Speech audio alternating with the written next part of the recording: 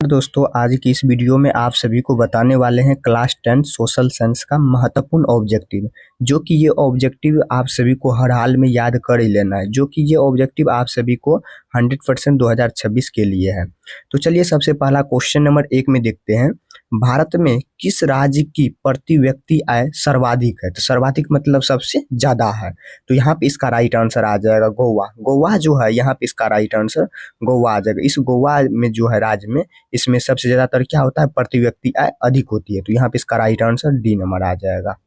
चलिए next number देखिए, question number 2 number में, 2 में दिया गया है बिहार के किस जिले की प्रति व्यक्ति आय सर्वाधिक है? वहां पे राज्य था और यहाँ पे बिहार है। तो बिहार के किस जिले की प्रति व्यक्ति आय सबसे सर्वाधिक है, तो सबसे ज्यादा है। तो यहाँ पे इसका राइट आंसर ए नंबर आ जाएगा, पटना। क्या आ जाएगा? पटना। तो यहाँ पे पटना जो है, यहाँ पे इसका राइट आंसर आ जाएगा। पटना में जो है यहाँ पे बिहार के जिले, तो आप लोग जानते होंगे बिहार की राजधानी पटना है, इसलिए यहाँ पे पटना के नाम से जाना जाता है। प्रति व्यक्ति सर्वाधिक आय जो होता है, ज्यादातर जनसंख्या जो अभी पटना में ही है। चलिए नेक्स्ट क्वेश्चन नंबर 3 नंबर में देखिए। क्वेश्चन नंबर 3 में दिया गया है उत्पादन एवं आय गणना विधि आर्थिक दृष्टिकोण से है, तो किस कोण से दिया गया है? तो यहाँ पे ऑप्शन सहज, वैज्ञानिक, व्यवहारिक, उपयुक्त सभी।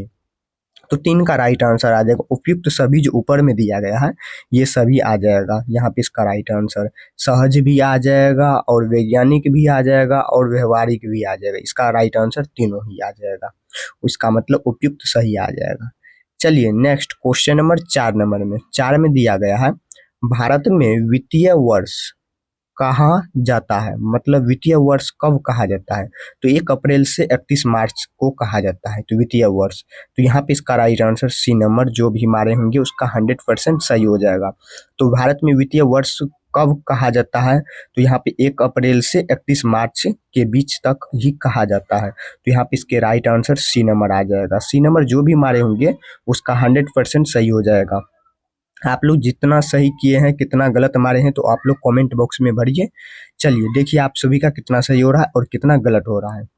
चलिए नेक्स्ट क्वेश्चन नंबर 5 नंबर में, पूरे भारत में सबसे कम प्रति व्यक्ति आय वाला राज्य कौन सा? पूरे भारत में, क्या पूरे भारत में, ये मान के चलिए ये भारत है, इस पूरे भारत में सबसे कम प्रति व्यक्ति आय वाला राज्य कौन सा है? तो यहाँ पे इसका राइट आंसर आप सभी का 5 का आ जाएगा, बी नंबर बिहार। इस बिहार में सबसे कम प्रति व्यक्ति आय वाला राज्य है। समझ रहे होंगे। अभी ज्यादातर कहाँ पे है? तो पटना में है, पटना में है। तो और सबसे कम प्रति व्यक्ति वाला राज्य कौन सा है पूरे भारत में, वर्ल्ड में? तो यहाँ पे इसका राइट आंसर आ जाएगा क्या? बिहार। तो यहाँ पे बी नंबर इसका राइट आंसर आ जाएगा।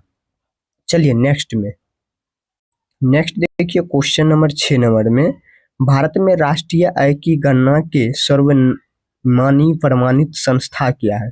तो क्या संस्था है? तो यहाँ पे इसका राइट आंसर ए नंबर आ जाएगा, केंद्रीय सांख्यिकी संगठन इसका राइट आंसर आ जाएगा। ए नंबर जो भी मारे होंगे उसका 100% सही हो जाएगा।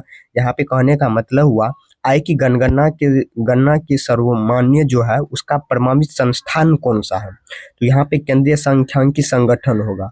यहाँ पे इसका राइट आंसर ए नंबर आ जाएगा। चलिए नेक्स्ट, नेक्स्ट क्वेश्चन नंबर 7 में दिया गया है राष्ट्रीय आय का अर्थ क्या है? मतलब राष्ट्रीय आय जो है उसका अर्थ हम लोग निकालेंगे तो क्या निकलेगा? तो ऑप्शन ए में दिया गया है सरकार की आय, बी नंबर में दिया गया है पारिवारिक आय, ये तो दोनों नहीं होगा, और सी नंबर में सार्वजनिक, सब के लिए भी तो नहीं होगा राष्ट्रीय आय। ये जो होगा राष्ट्रीय आय जो होगा वह उत्पादन के साधनों की लागत के कारण होती है। तो यहाँ पे इसका राइट आंसर उत्पादन के साधनों के आय के कारण होगी। तो यहाँ पे इसका राइट आंसर डी नंबर आ जाएगा। डी नंबर जो भी मारे होंगे कमेंट बॉक्स में अभी, तो उसका 100% सही हो जाएगा।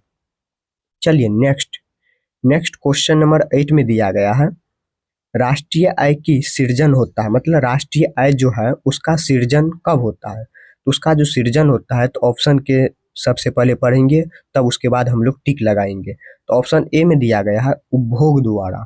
उपभोग मतलब किसी भी चीज का उपभोग करना। विनिमय द्वारा, लेन देन जिसे कहते हैं विनिमय, एक वस्तु दे के दूसरे वस्तु को लेने की क्रिया को ही विनिमय कहते हैं, अदल बदल करना। और सी नंबर में वितरण करना, मतलब बांटना, कोई भी चीज लिए और इसको बांट दिए। और डी नंबर में उत्पादक क्रियाओं द्वारा, यही इसका राइट आंसर आ जाएगा क्या? उत्पादकों क्रियाओं द्वारा। यहाँ पे इसका राइट आंसर डी नंबर आ जाएगा। चलिए नेक्स्ट क्वेश्चन नंबर 9 नंबर में, क्वेश्चन नंबर 9 में दिया गया है राष्ट्रीय आय में सम्मिलित रहती है, मतलब राष्ट्रीय आय जो है उसमें क्या सम्मिलित रहती है। तो ऑप्शन ए में दिया गया है। तो देखिए ये सब बहुत ही इंपॉर्टेंट वीवीआई ऑब्जेक्टिव है, जो कि ये आप सभी को वीवीआई है और 100% 2026 में लड़ने वाला है। तो आप लोग इस वीडियो को अंत तक जरूर देखिएगा। चलिए ऑप्शन ए में दिया गया है घरेलू उद्योगों की आय, और बी नंबर में दिया गया है विदेशों से प्राप्त आय। मतलब घरेलू मतलब क्या, अपने घर ही घरेलू के उत्पादन से ही। तो इसमें सम्मिलित तो राष्ट्रीय आय नहीं होगा, और विदेशों से प्राप्त आय तो ये भी नहीं होगा, और यहाँ पे इसका राइट आंसर सी नंबर आ जाएगा। ये दोनों घरेलू और उत्पादन के दोनों आ जाएगा, मतलब घरेलू के उपभोग से भी और विदेशों से प्राप्त आय, इन दोनों का यहाँ पे इसका राइट आंसर सी नंबर आ जाएगा। दोनों से हमें क्या प्राप्त होगा, राष्ट्रीय आय में सम्मिलित रहती है कौन कौन, घरेलू जिसे आप डोमेस्टिक और उद्योगों की आय के कहते हैं, और विदेशों से प्राप्त कहते हैं। चलिए नेक्स्ट क्वेश्चन नंबर 10 नंबर में, क्वेश्चन नंबर 10 में दिया गया है भारत की राष्ट्रीय आय का सर्वप्रथम अनुमान किसने लगाया। ये तो बहुत ही इंपॉर्टेंट वीवीआई है, बहुत ही इंपॉर्टेंट वीवीआई ऑब्जेक्टिव है। तो यहाँ पे कहने का मतलब हुआ भारत की राष्ट्रीय आय जो है उसका जो सर्वप्रथम मतलब सबसे पहला, किसने सबसे पहला अनुमान, क्या अनुमान, सबसे पहला अनुमान किसने लगाया, यही पूछा है। तो ऑप्शन ए में दिया गया प्रो देशमुख ने, जवाहरलाल नेहरू ने, प्रो महानोबिस ने, और डी नंबर में दादा भाई नौरोजी ने। ये इसका राइट आंसर क्या जाएगा, दादा भाई नौरोजी जो थे ये सबसे पहले भारत में राष्ट्रीय आय के जनगणना का सर्वप्रथम अनुमान लगाया था। तो अगर आप सभी को पूछे तो इसका राइट आंसर क्या आ जाएगा, दादा भाई नौरोजी आ जाएगा।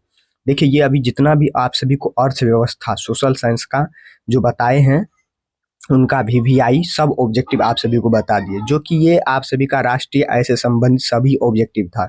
ये आप सभी के ऑब्जेक्टिव बहुत ही इंपॉर्टेंट है, जो कि लर्ने का 100% काम करेगा। तो आप लोग इस वीडियो को अंत तक जरूर देखिएगा और साथ में अपने दोस्तों तक जरूर शेयर कीजिएगा। आप सभी को वीडियो पसंद आया हो तो लाइक सब्सक्राइब कमेंट जरूर कीजिएगा। तो चलिए आप सभी को मिलते हैं नेक्स्ट वीडियो में।